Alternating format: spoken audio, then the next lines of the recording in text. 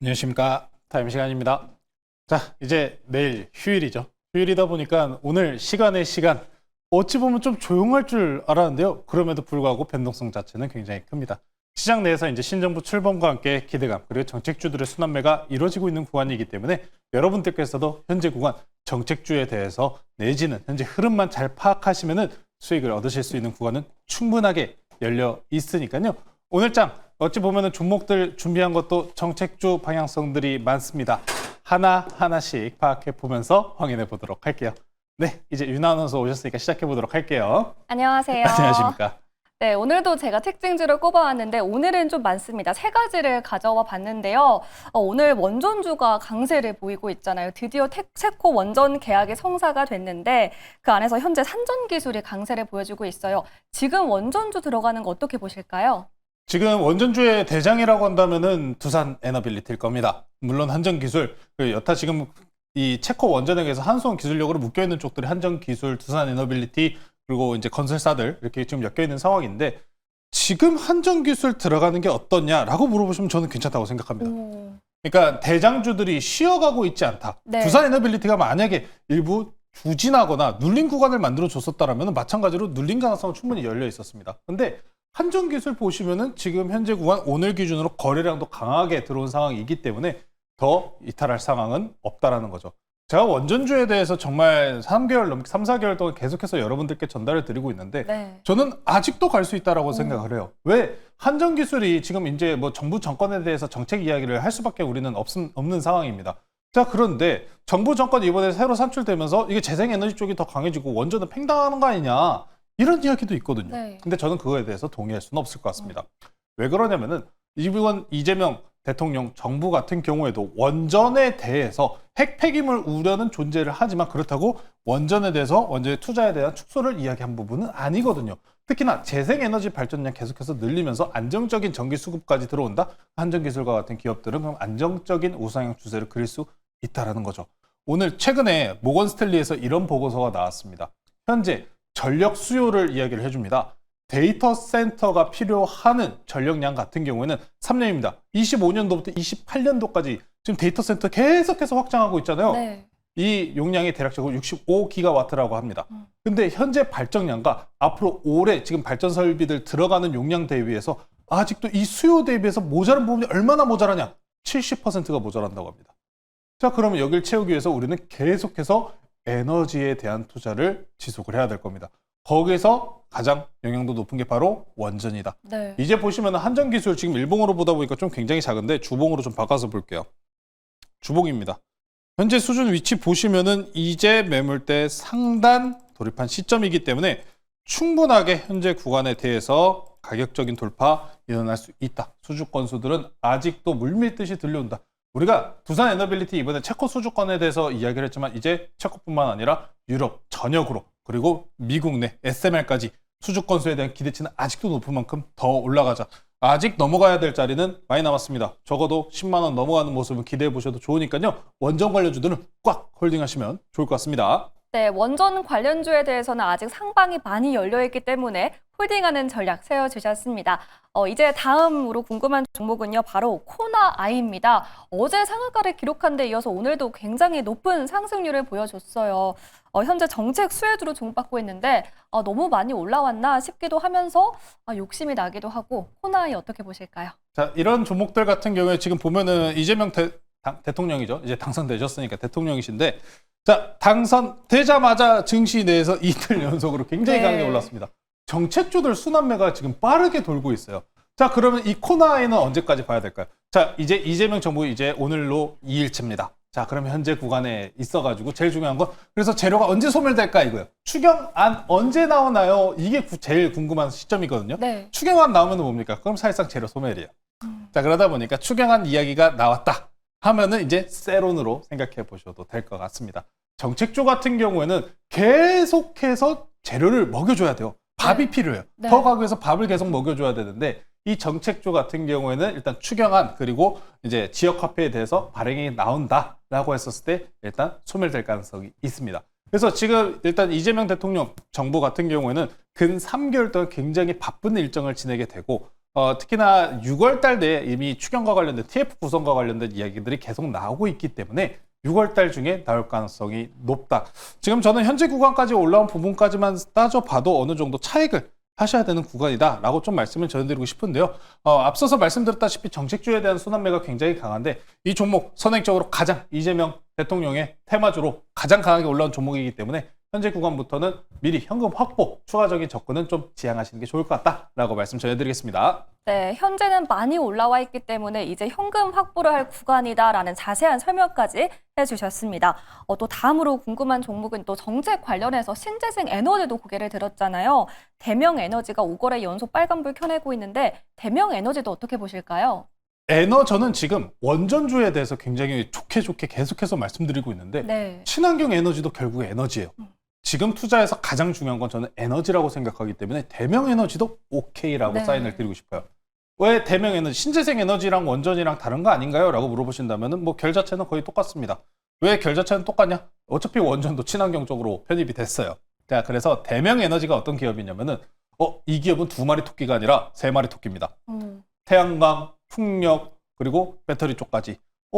지금 나쁠 게 전혀 없어요. 근데 대명 에너지 같은 경우에는 풍력향이 조금 더 셉니다. 태양광보다 풍력향이 조금 더 세고 현재 준공 중인 태양광 풍력 발전단지 같은 경우 26년도에 준공 완료이기 때문에 26년도부터 추가적인 발전량에 대해서 또 추가적인 설비 그리고 이번에 태양광이냐 풍력이냐 이야기가 굉장히 좀 강하잖아요. 네. 저는 뭐 둘 다 중요하다고 생각하지만 풍력 쪽을 조금 더 기운을 좀 싣고 싶긴 합니다. 풍력 쪽에 대해서 이미 직접적인 사업에 대해서도 잘 명의가 그리고 지금 공장도 잘 집행이 되고 있기 때문에 풍력 쪽에서는 대명 에너지가 보유하고 있는 기술력들이 굉장히 많습니다. 그래서 풍력 관련 쪽 오늘 유니슨 같은 경우에도 급등 나오면서 대명 에너지도 움직이는 모습 확인하실 수 있었다시피 유니슨 이쪽보다는 대명 에너지를 보시는 게 조금 더 낫겠다. 대명 에너지 풍력 쪽만 아니라 태양광까지 3마리 토끼라는 점까지 기억해 보시면서 이 재생 에너지 정책과 관련된 흐름들에 대해서는 계속해서 우상향이 나올 가능성이 높습니다.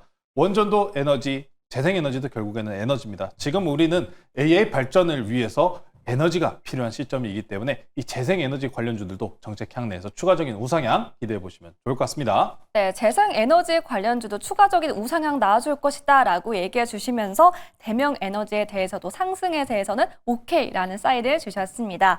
이제 리뷰 시간 넘어가 보도록 할 텐데요. 메이저님께서 앞서서 원전이 굉장히 좋다라고 얘기해 주셨는데 저희 원전 대장주 두산 에너빌리티 보유하고 있습니다. 현재 무려 90% 넘는 수익을 바라보고 있는데 역시나 그러면 홀딩일까요? 당연히 홀딩이죠. 저는 지금 구간에서 이미 4만 원 넘어간 구간부터는 일단 원금을 회수하시고 수익금으로 즐기십시오 라고 많이 이야기를 드렸었는데 네. 제 최고 일단 1차적인 목표치는 5만 원입니다. 5만 원대까지 아직도 남아있는 상황이기 때문에 저는 여러분들께서 이 에너지 정책에 대해서 순환매가 계속해서 이어지는 만큼 매도하실 이유는 전혀 없다라고 생각을 하는 편입니다. 특히나 두산 에너빌리티 같은 경우에 앞선 구간에서 박스권 형태를 돌파하는 구간만큼의 상승분이 나오는 구간이 바로 5만 원 내지는 4만 8천 원 구간이기 때문에 지금 두산 에너빌리티가 없어요 하시는 분들께는 이런 이야기를 드려야 될 것 같아요. 죄송하지만 지금 신규 매수 조건은 좀 부담스럽다라는 이야기를 무조건적으로 전해드릴 수밖에 없기 때문에 보유자의 영역입니다. 보유자의 영역이지만 분명스럽게 어느 구간에서 다시 한번 조정은 나올 가능성이 있어요. 저는 보유자분들 5만 원까지 꼭 홀딩하시고 5만 원 이후에 만약에 눌렸다, 뭐 4만 원 내지는 3만 원 구간까지 눌렸다라고 하는 구간 온다, 또 사자. 2007년, 2008년 사이클에서 같이 갔었던 게 조선 방산 원전입니다. 네. 이 사이클 1년 만에 끝나지 않았어요. 못해도 2년은 갔습니다. 이 원전주들 같은 경우에 지금 사이클 상승세에 올라탄 게 24년도 말이 아니라 25년도 들어서부터입니다. 1년도 아직 채 안 됐기 때문에 아직 홀딩하면서 5만 원대 찍었다. 그럼 다 팔까요? 아니죠. 또 눌리면 또 사는 겁니다. 여러분들께서 원전주에 대해서 계속해서 좋은 이야기 듣고 계시고 우리가 이제부터 좀 기대해야 되는 흐름 같은 경우에 새로운 수주 건수 또 나온다. 그럼 계속 가는 거예요. 네. 이제 두산 에너빌리티 같은 경우에 프랑스의 체코 지금 이번 체코 수주 건수에 대해서 이제 법원에서 6월 25일, 6월 말일쯤에 또 추가적인 심리가 있는 상황이기 때문에 6월 말일쯤에 가까워질수록 추가적인 체코 쪽에서 좀 단기성적인 악재 이야기가 나올 수는 있습니다. 그 부분까지 좀 참고하시면서 지금 구간은 아직도 홀딩이다. 목표가 5만 원까지 꼭 쥐고 넘어가시면 좋을 것 같습니다. 네, 두산 에너빌리티에 대해서는 목표가 홀딩 5만 원까지 더 바라볼 수 있겠다라는 얘기해 주셨습니다. 그렇다면 오늘의 추천주 궁금한데요. 오늘은 어떤 종목이죠? 제가 원래 이런 매매를 별로 좋아하진 않습니다. 자, 오늘도 차트 맞추기 시간이에요. 네. 자, 어떤 차트? 오늘 굉장히 강하게 올라온 종목이죠. 네. 네, 오늘 종목은요. 정책주 하나 가지고 나왔고요. 대북주 소개시켜드리겠습니다. 저는 오늘 종목은 일신석재라는 종목 소개시켜드리도록 하겠습니다. 네, 일신석재 공략해 보도록 하겠습니다. 오늘 굉장히 크게 올라왔는데 여기서 더 간다는 말씀이시죠? 네, 저는 더 갈 것 같습니다. 100% 이상 상승분을 한번 기대해 볼 수 있는 쪽이지 않을까라는 생각이 굉장히 강해요. 네. 정책주 중에서 가장 중요한 게 우리가 주식을 하면서 이런 이야기가 있습니다. 정부 정책과 거꾸로 가면 안 된다. 그게 제일 중요한데 특히나 대북주 그리고 우리가 앞서서 다뤘었던 에너지 이 두 가지가 공통점이 있습니다.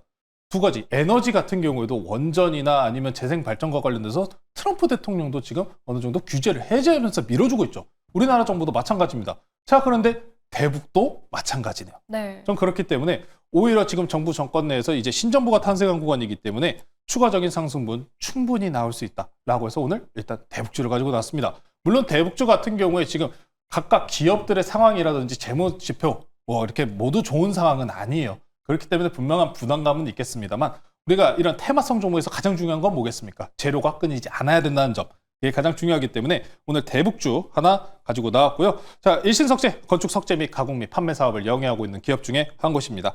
자, 오늘 기준으로 이재명 대통령 정부 내에서 대북 포용 정책을 설계하셨던 이종석 국정원장이 또 임명을 받으셨기 때문에 대북 정책에 대한 기대감을 오늘 가져가면서 움직인 모습이 있었는데요. 앞으로 가장 중요한 거, 그래서 이재명 대통령과 트럼프 대통령 언제쯤 통화를 할까? 네. 이게 제일 중요합니다. 계속해서 일정 자체는 밀리고 있지만 결국에 통화를 안 할 수는 없겠죠. 통화를 안 한다. 그러면은 뭐 사절단 가서 우리 어차피 저거 이야기해야 됩니다. 네. 관세 이야기해야 네. 되기 때문에 이야기는 나올 수밖에 없다는 점. 이 두 사람이 뭉쳤을 때 대북주의 상승분은 정말 어마어마할 수 있을 겁니다. 자, 그래서 MBC 외신에서는 좀 이런 평가를 내놨습니다. 이재명 트럼프 대북 정책 협력 가능성 높다. 한 방에 같이 몰아넣으면 시너지가 나올 법한 사람들이다. 라는 이야기를 꺼내줬기 때문에 함께 트럼프 대통령과 이재명 대통령의 정책 양방향 동시에 가져갈 수 있는 대북주 지켜보시면 좋을 것 같고요. 자, 이제 차트 보고 넘어가도록 하겠습니다. 자, 일신석재 오늘 기준으로 강한 상승분 만들어줬습니다. 오늘 28% 거의 상한가에 근접하는 상승분 만들어줬는데 주봉으로 바꿔서 보실게요. 자, 이제 주봉입니다. 이제 위에 매물대 구간들 도달한 상황이요. 이미 직전 고점에 대해서 이미 고가 돌파가 나온 상황이기 때문에 지난 상장 당시 4,090원 네, 여기까지 지금 매물대 거의 텅 비어 있습니다. 네. 그러면 여기서 재료만 붙여준다면은 충분하게 올라갈 수 있겠죠. 그래서 대북주들 같은 경우 저는 정책주, 이재명 대통령의 정책주 중에 하나를 포함하자고 한다면은 이런 대북 정책주 이야기를 전해드리고 싶기 때문에 끊임없는 재료성 기대해 보시면서 트레이딩 해보시면 좋을 것 같습니다. 자, 목표가는 일단 1차적으로 3,300원까지 제시해 드리도록 하고요. 손절가는 2,300원으로 제시해 드리도록 하겠습니다. 네, 끊임없는 상승 모멘텀 계속 이어지는 대북주 일신석재 얘기해 주셨습니다. 목표가는 3,300원 그리고 손절가는 2,300원 기억해 주시길 바라겠습니다. 이렇게 오늘 종목까지 모두 다 만나봤는데요. 이제 연휴를 앞두고 있잖아요. 연휴 이후에 투자 전략 어떻게 세우면 좋을까요? 네, 우리나라 장은 내일 휴장입니다. 하지만 미국 장은 열리고 있기 때문에 네. 결국에 미국에 이벤트가 발생한다면 국내 장의 영향도가 클 수밖에 없습니다. 저희가 미국 장까지 계속해서 추적하고 있기 때문에 네이버 밴드에서 조범수 매니저, 조범수 주식 검색하시면은 미국 장에서 일어난 이벤트들 그리고 국내 장 내에서 영향을 미칠 수 있는 포인트들 정리해드리고 있으니까요. 네이버 밴드 조범수 매니저 검색하셔서 많은 정보 얻어가시면 좋을 것 같습니다. 네, 네이버 밴드 통해서 조범수 매니저님 인사이트 많이 얻어보시길 바라겠습니다. 계속되는 2부에서도 전화 상담 이어지니까요. 많은 참여 부탁드리겠습니다. 저는 잠시 후에 다시 찾아뵐게요. 매니저님 고맙습니다.